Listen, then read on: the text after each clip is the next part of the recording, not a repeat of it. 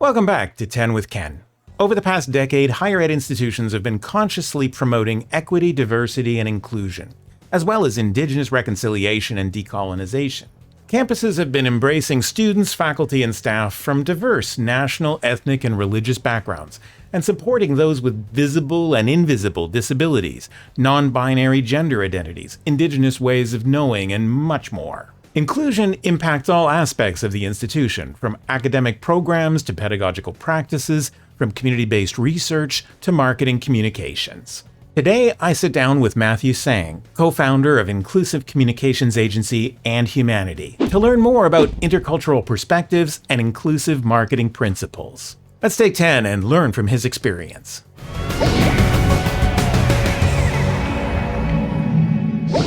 Unfortunately, due to a technical issue in our studio, Matthew's video is unavailable. We believe the discussion's valuable enough to share with you, even as audio. Hello. Thanks for joining me. I appreciate it. First of all, I'm wondering if you can disentangle some of the acronyms for us. Is there any difference between EDI, DEI, EDII, and EDIB? Does it matter? It does matter because it just showcases, depending on the acronym you use, what your priorities are and what you focus on. So, for example, we use the acronym JEDI, JEDI. We have J at the forefront because we believe justice is extremely important to the work that we do, especially in a industry where performativity and greenwashing and pinkwashing, rainbow washing, etc. is quite prevalent. Our principles consider historical oppression, consider how research has traditionally, unfortunately, been quite extractive and transactional, especially with underrepresented communities. So justice is at the forefront for us. We're trying to uproot a system in an industry that traditionally doesn't do this work well or properly or respectfully. In the last 5 or 10 years, EDI and decolonization have both been gaining a lot of profile in terms of institutional priorities, values, strategic plans. It's commonplace to be discussing it around the executive table and in the HR department. Is that how you see it broadly in our society? Since May 2020, when George Floyd was murdered, EDI, decolonization, or all topics related to equity, diversity, inclusion, social justice, definitely gained profile and I think increased accordingly, rather than being one of those spurts that happened 1 year and then dissipated. I think it increased for, I would say, about 2 or 3 years, 4 years. And even to this day, even though there's been some, you could say, backlash to this work, it's still top of mind and still a topic that, regardless of what side you're on with this topic, it's still a topic and it's not forgotten. Okay, so Matthew, how do you and AndHumanity define inclusive marketing? Inclusive marketing is elevating underrepresented voices, and it's not about including everyone all the time in all the narratives. Inclusive marketing is about knowing and being aware of who you're including and excluding without defaulting to the norm, which tends to be white, male, cisgendered as the audience. And essentially, inclusive marketing is about telling deep, culturally nuanced stories that resonate with specific underrepresented communities rather than, like I said, the default dominant culture. Thinking of the marketers and communicators at colleges and universities across the country, why should they make inclusive marketing and communications a priority?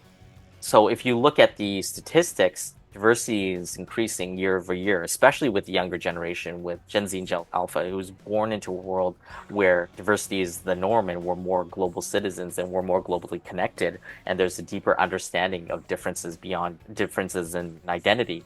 And if you look at the stats, I believe that the 2S LGBTQIA plus community is at like 20% globally, where it was around 10% maybe like 10 years ago.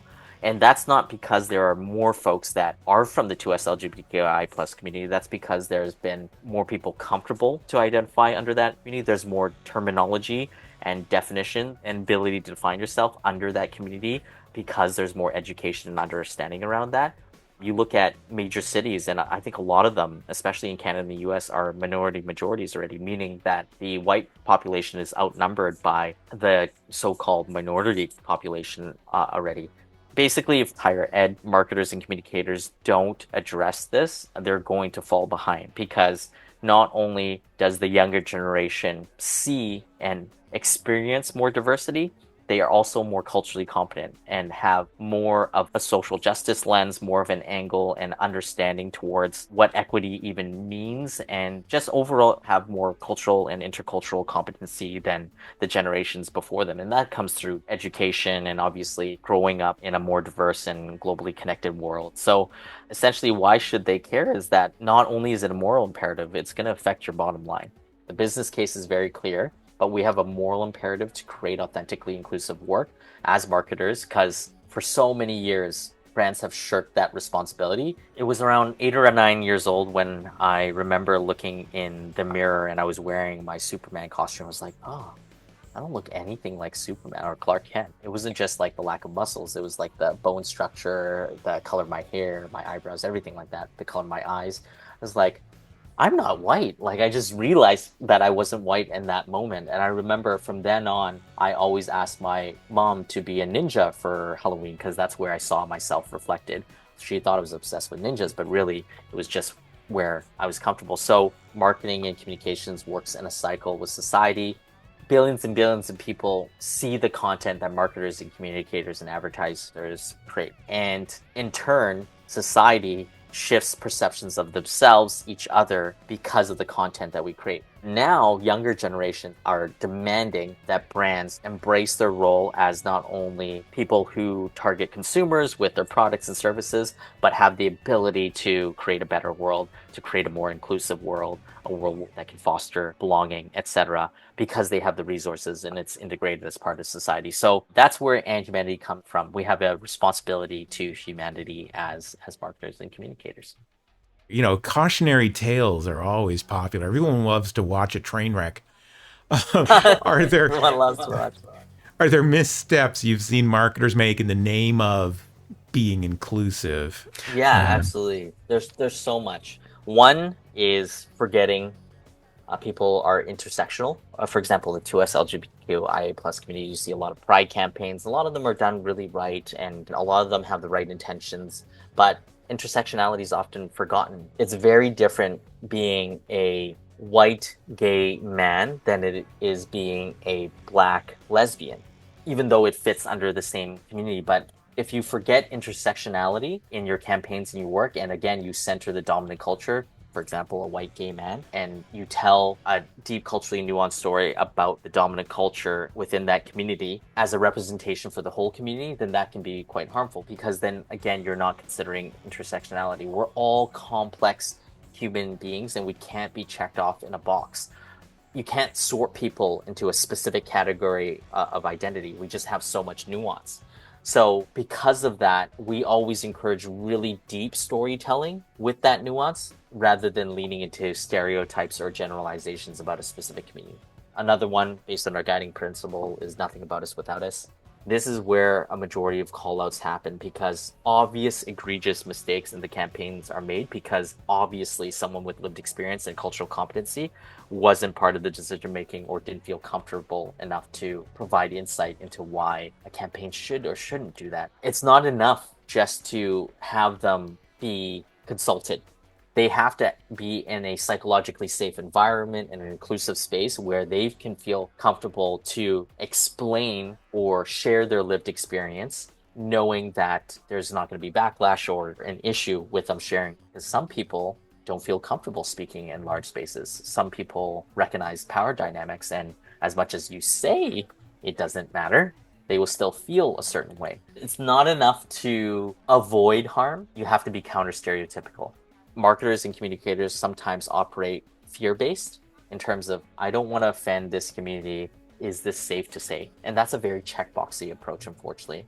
What the mentality should shift to instead is not, I don't want to offend, but how do I counter the stereotypes that exist today?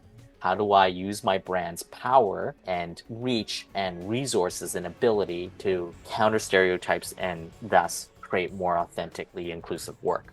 If you're thinking in that fear-based fashion of, is it offensive? Not only are you going to create very diluted, boring, uninspirational work, you're going to create work that almost the majority of the world is doing. You're not serving these underrepresented communities by being not offensive.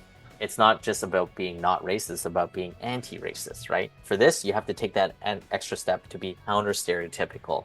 What's great is that that's the inspirational work that makes people go, huh, quality over quantity is more impactful and important to focus on fewer dates of significance and going deep rather than wide.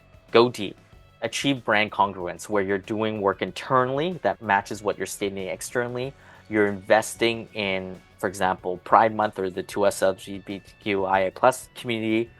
Underrepresented communities would rather you focus on specific dates of significance, telling deep culturally nuanced stories, doing the work rather than, changing your logo on Pride Month. But hey, you also did something for Black History Month. You also did something that was surface level for, Lunar Year.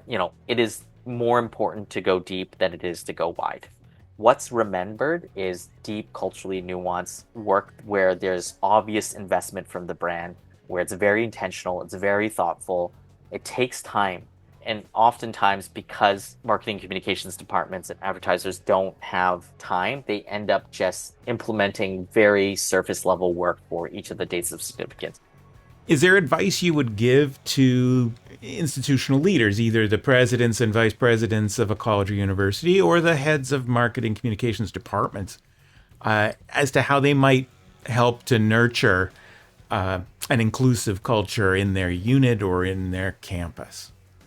One piece of advice that I think is great for anyone that's trying to maintain or build their intercultural sensitivity, understanding, competence is to change who you follow on social media. There are tons of folks that not only speak on JEDI work, but also have their own lived experience. And I challenge people to find 5 to 10 folks that have different lived experiences than you, that either work in the EDI space or write a lot of content about inclusive marketing, communications, etc., and follow them.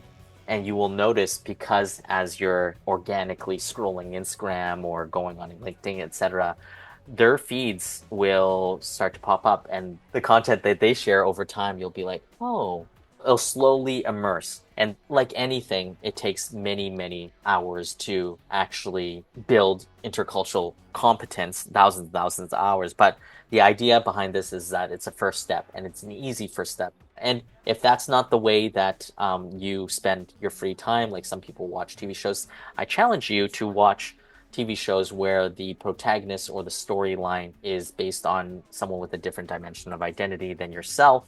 I feel, for myself, as someone who consumes a lot of content, that was the best way for me to learn about people that don't think like myself at the time when I was starting my own journey. So I don't think it has to be difficult. It's not about taking courses and reading papers and, educating yourself that way. Obviously you can do that, but there's so many people sharing super valuable, insightful content that can be related to what you're interested in already. So that's what I would say is a good piece of advice. Well, thank you so much for your time today, Matthew. I appreciate it. I'm sure people will learn a lot from this discussion. Thank you so much for having me, Ken. Appreciate it. Members of Eduvation's Marcom Circles can attend a special workshop on inclusive marketing and communications for higher education, led by AndHumanity, this October. If you're already a member of the Guild, CMO Roundtable, or Marcom Circle, just check your events tab and RSVP for the Zoom link.